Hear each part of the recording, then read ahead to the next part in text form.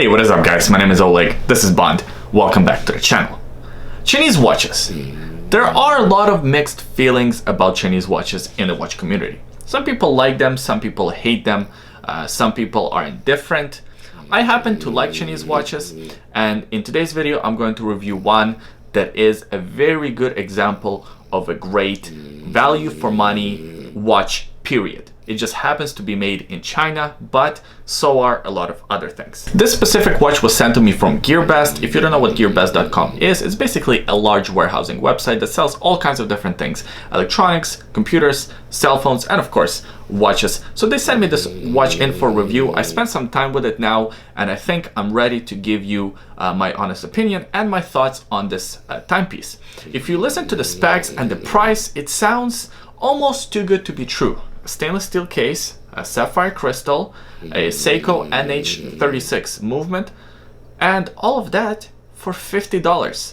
Now, if you're watching this before November 11th or on November 11th, they even have some other special promotion. I'm not sure what it is, but I think you get like $10 or $15 off, so you can get this watch even for less than 50 bucks, which is pretty incredible.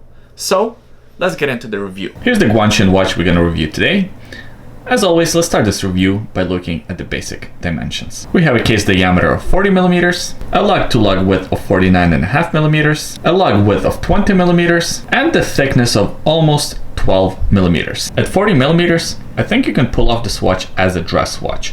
Put it on the nice leather strap. I know it is already on a leather strap, but notice I said nice leather strap, and you can wear it with a suit. The watch has an all stainless steel case. The finishes on the case are all polished, so you have high polish on the top of the lugs, the sides of the bezel, the sides of the case, and of course even the back of the watch and the screw down case back are all high polish. The finishes are done pretty well, nothing outstanding, but for 50 bucks, not bad at all. At the 3 o'clock position we have the sign crown with the G for Guanqin. It's not a screw down crown, it's just a push pull crown. That's the second position. Of course, the seconds hand stopped ticking because the watch is powered by the Seiko NH36 movement. Now, on this channel, I reviewed a few watches with this exact movement, but I reviewed even more watches with the NH35 movement, which this is basically the same movement.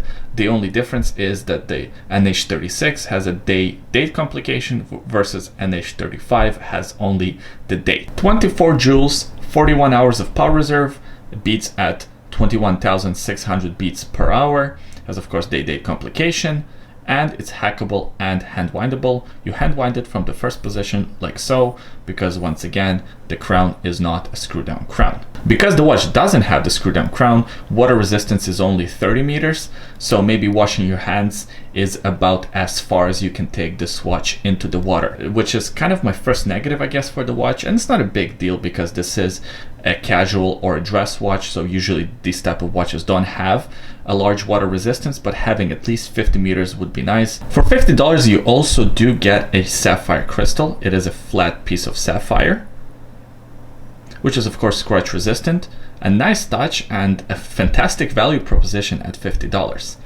But in my opinion, the star of this watch, so to speak, is this dial. I love the sunburst effect. I love the applied indices for hour markings. They're kind of arrowheads. I love the Roman numerals 12 at the 12 o'clock position. Even the date window is done really well.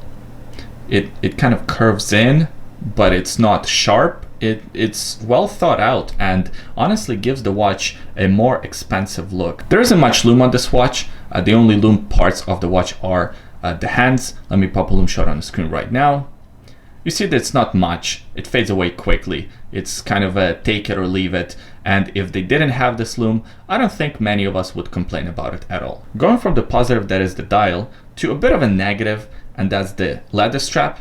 So we've seen a leather strap like this before on many other Chinese watches. If you watched any one of my previous videos, or if you watched even other YouTube videos of affordable Chinese watches, I'd say 80% of them have a very similar leather strap to this.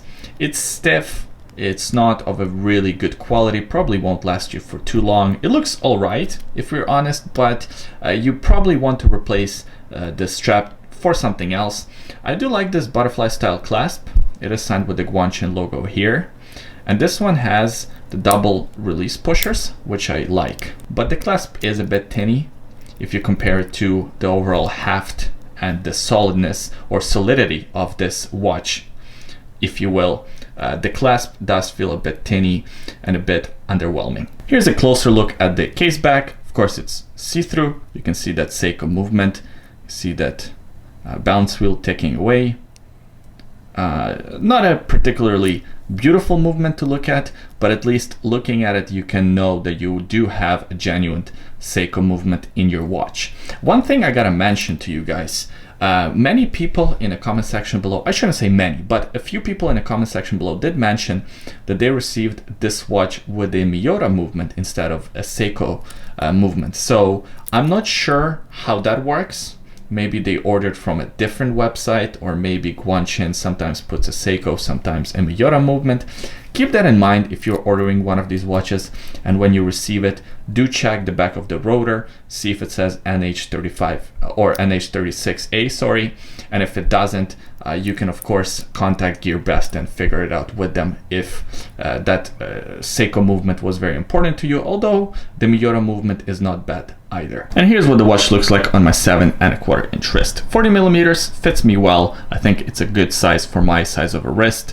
And the watch is comfortable. It's thin at almost 12 millimeters. So I do like how this watch wears, although the leather strap and the clasp could be better. All right, guys, so that was the full review for the Guanqin watch.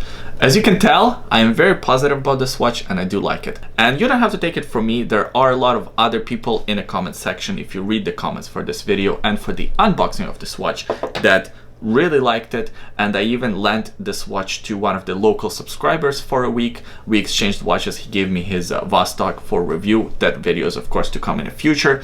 And he had this watch for a week and he really liked it.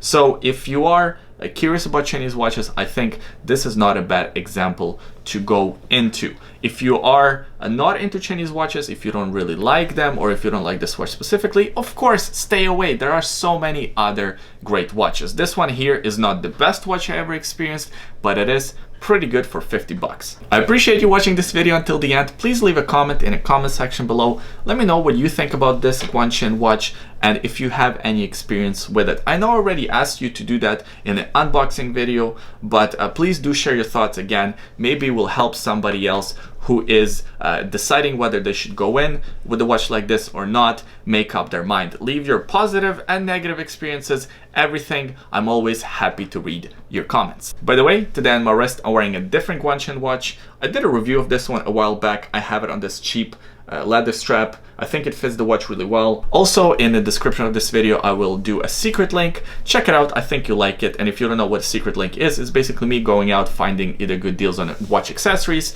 interesting watches, watches on sale, and linking them below and sharing that information with you without having to make a separate video about each one of the finds. Thanks for watching this video. I hope you enjoyed it, and I'll see you guys next time. Bye.